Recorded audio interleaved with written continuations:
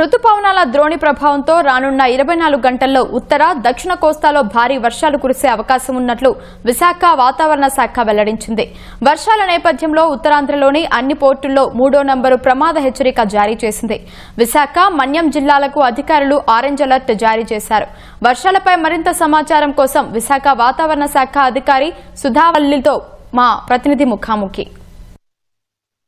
రాష్ట్రంపై రుతుపవనాల ప్రభావం బలంగా కనిపిస్తుంది. రుతుపవనాల ద్రోణి ఒకటి కొనసాగుతుంది. ఈ ప్రభావం వల్ల రాగల 24 గంటల్లో కూడా కొన్ని ప్రాంతాల్లో భారీ వర్షాలు పడే అవకాశం ఉంది. ఇప్పటికే విశాఖపట్నం వాతావరణ కేంద్రం ఎల్లో అలర్ట్ని, ఆరెంజ్ అలర్ట్ని కూడా జారీ చేసింది. ప్రస్తుతం మనతోటి విశాఖపట్నం వాతావరణ శాఖ అధికారి సుధావల్లి ఉన్నారు. వారి మాటలో తెలుసుకుందాం. నమస్తే అమ్మ, ఏ ప్రాంతాల్లో ఎల్లో అలర్ట్, ఆరెంజ్ అలర్ట్ జారీ చేస్తాం?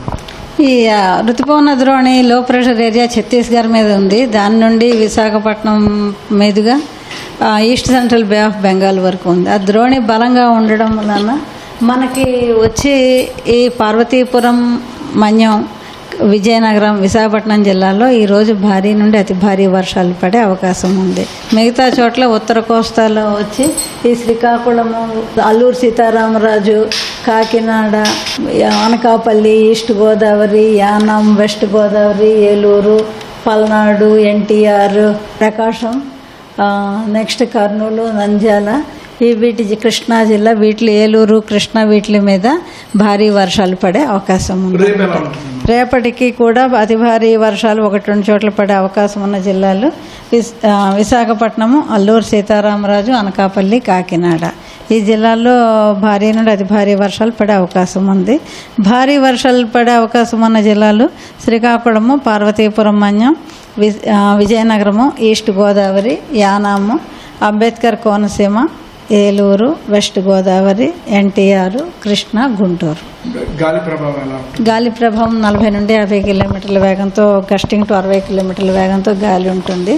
అందువలన ఉత్తర కోస్తా పోర్టుల్లో 3వ number LC3 local cautionary signal number 3 హోయిస్ట్ చేసి ఉంచారనమాట. గాలి వేగం ఎక్కువగా ఉండడం వలన కొంచెం స్క్వాలీ వెదర్ ఉండే అవకాశం ఉన్న కళింగపట్నం పోర్టు, భీమునిపట్నం పోర్టు, విశాఖపట్నం, గంగవరం, కాకినాడ, ఈ పోర్టులు ఉత్తర కోస్తాలో ఉన్నవి. వీటిల్లో 3వ నంబరు LC3 హెచ్చరిక జారీ చేయడం అయింది.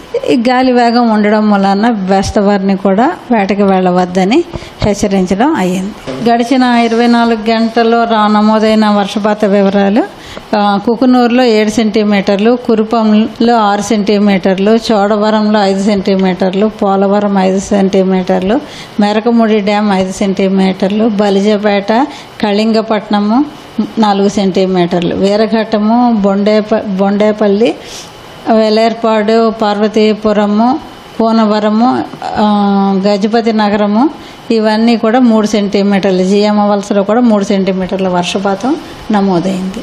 24 నెక్స్ట్ రేపటికి కూడా ఎక్కడైనా 1-2 చోట్ల భారీ నుండి అతి భారీ వర్షాలు పడే అవకాశాలు ఉన్నాయి.